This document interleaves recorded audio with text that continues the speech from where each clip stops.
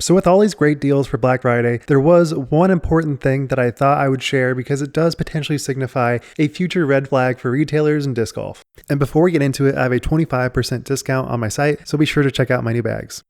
So as a lover of Kansas City disc golf, I was definitely excited when I found out there was a new disc golf store coming out, and they were heavily involved with a bunch of B and A tiers, and they were just a great company that I love to go to every time that I really wanted anything for disc golf, because I definitely saw that a couple of the other stores just weren't stocking everything that I wanted. They'd only have like a couple of brands like Dynamic, Discmania, but if you wanted something more obscure like say Castoplast, that really wasn't available. So going to this store, I was really excited and it had great inventory. But I did notice that there was a bit of potentially overcrowding in the market, because there was like maybe 4 or 5 stores in Kansas City, which is actually not that crazy because at least to me it is a very large city, so not having to drive way out of my way to get to a disc golf store was awesome. So anyways, this store was created on April 17th just last year, and I believe it probably had pretty good traction in comparison to all the other stores in the Kansas City area, but it was just announced that they are closing down their entire operation. Now they do actually have some stores in central Kansas, so they're not totally shutting down, but at least for this particular store, they are shutting down. And especially with the nearly endless retailers for discs, it definitely feels like the trend of e-commerce is much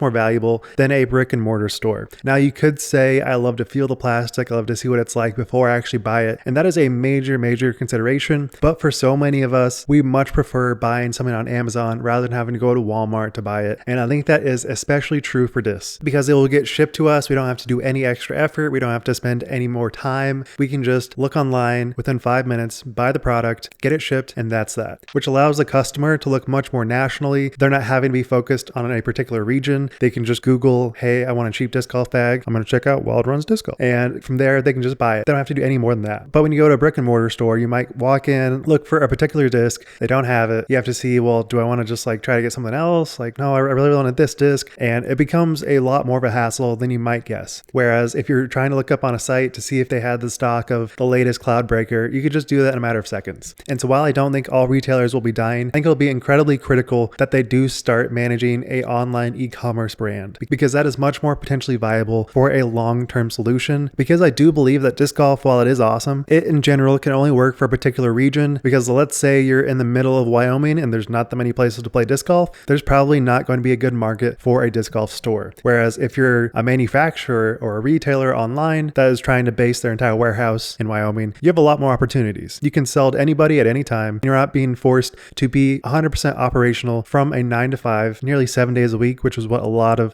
brick and mortar stores are doing. And especially with pretty much every store that I've been to locally, it is the same person running the store day after day after day. So it is an incredibly high commitment of time, and they're probably not getting paid all that much for their efforts. So to me, this is signaling that the biggest trend is not that disc golf retail is going away, but it is really signaling to me that the brick and mortar stores have to pivot towards online if they want to make a sustaining and long-term business viable. And this is certainly sad, because I love to have a face-to-face relationship with the disc golf store owners. So the fact that this is potentially going away is really sad. And they also offer so much integration with local tournaments, and they just give so much to the community. Whereas if you're just an online store, you don't really have that same opportunity. And while it is kind of a different point than what Simon brought up with disc golf flatlining, I do think it is potentially related, because the market is becoming a much more incremental growth rather than exponential. And with all this said, while the amount of retail stores seems to be decreasing a bit, the number of courses seems to build, because I do think so many cities and schools and just overall communities seem to really recognize the value of putting up a couple of baskets, because you get so much growth and so many potential people checking out your park or whatever, and they can get a lot of exposure to a place that may not get that normally, unless you're Stafford Woods, in which case the city seems to hate you. But with that said, what do you guys think? Do you have any thoughts on brick and mortar stores being viable for the long term? Or do you see a lot of stores in your area that are just pretty much empty? They don't really seem to have a whole lot of traction. I would love to know, because it really is so hard to make any business work, especially disc golf that can potentially be a flaky thing. What do you guys think? I'd love to know. Wild Runs signing out. Be sure to subscribe. Peace.